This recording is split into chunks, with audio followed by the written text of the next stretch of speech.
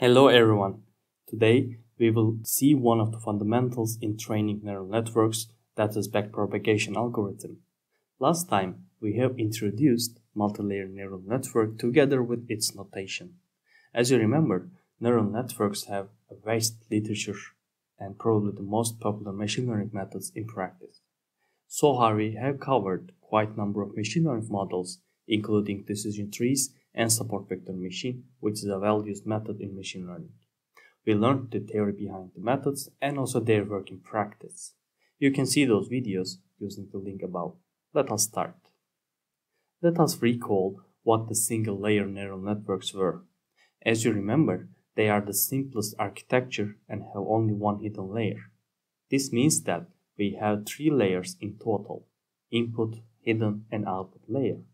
We assume that our training data has p features, meaning that the input layer has p many nodes. The model builds a nonlinear function fx to predict the response y. Let us assume that our data has 4 features and our architecture has 3 hidden nodes. Then we have the following structure. We have 4 input nodes and 3 nodes in the hidden layer. Since we have a regression task, our output should be an output with 1 node. We have beta 1, beta 2, and beta 3 for the links between hidden layer and output layer. For the links between input and hidden layers, we have wij for each arc. Let us go from output to the input layer. The model calculates fx as beta 0 and beta ak times ak summed over k's. According to the model, each ak is calculated as wk0 plus wkj xj summed over j's. Note that we have a nonlinear activation function g that is specified beforehand. We start with a simple network that has a single layer. In the model, the parameters are betas, starting from beta 0 till beta k, as well as each of the wk, wk0 till wkp for each k from k to capital K. Given the observations xi and yi's, I from 1 till n, we can fit the model by solving a minimization problem where the objective function is a nonlinear least squares problem. The objective function seems simple enough, but due to the nested structure of the parameters and the symmetry of the hidden units, it's not straightforward to minimize. As you can see, the problem is a non-convex one in its parameters, and because of this, there are multiple solutions: local minimums and global minimum point. To deal with these issues and to prohibit overfitting, we use 2 general strategies: slow learning and regularization. The model is fit in a somewhat slow iterative fashion using gradient descent. The fitting process is then stopped when gradient overfitting is detected. The idea of gradient descent is very simple. Let us rephrase the objective function as 1 over 2 sum of yi minus f theta xi square over all observations. In this equation, we make use of theta and it consists of w's and betas. We start with a guessed theta 0 for all parameters in theta and set t equal to 0. Iterate until the objective function converges to a value.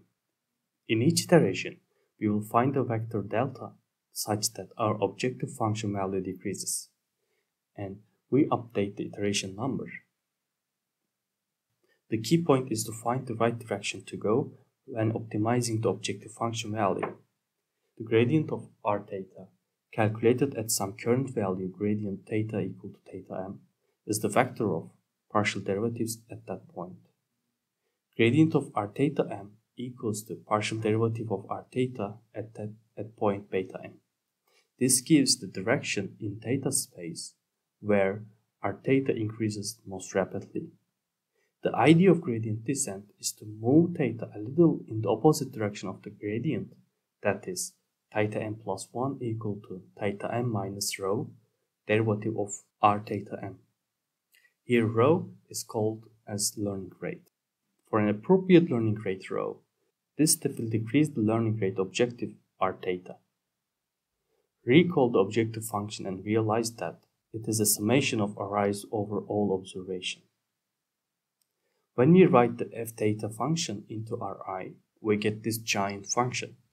And let us use zi as a substitute of wk0 plus summation of wkj's times xij's over j's. For update steps, we need to calculate the derivatives of both beta coefficients and wij weights. Let us first look at update for beta k values. We need to take partial derivative of Ri theta with respect to beta k. To do that, we will make use of the chain rule. That is, first take partial derivative of Ri theta with respect to f theta xi, then take partial derivative of f theta xi with respect to beta k. When we calculate this, it equals to minus yi minus theta xi times gzik.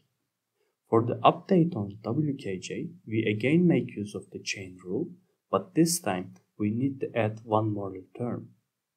That is, first take the partial derivative of Ri theta with respect to f theta xi, then take partial derivative of f theta xi with respect to beta k, and lastly, we need to take partial derivative of gzik with respect to zik. When we calculate this, it equals to minus yi minus theta xi times derivative of gzik times xij. Notice that both of these expressions contain the residual yi minus f theta xi. In the first term, there is a fraction of that residual gets attributed to each of the hidden units according to the value of gzik. Then in the second term, we see a similar attribution to input j via hidden unit k. So, the act of differentiation assigns a fraction of residual to each of the parameters via the chain rule. This process is known as backpropagation in the neural network literature. Although these calculations are straightforward, it takes careful bookkeeping to keep track of all the pieces. Today, we learn how to fit a single-layer neural network using the very well-known backpropagation algorithm. We introduced the use of chain rules in derivatives. We would like to hear what you think about our content. Thank you for watching our videos. Please do not forget to hit the subscribe button. By doing so, you are really helping us to grow. You can always ask questions by leaving a comment below, and we will be happy to answer it. In our next video, we will cover k-means clustering. See you in the next videos. Bye bye.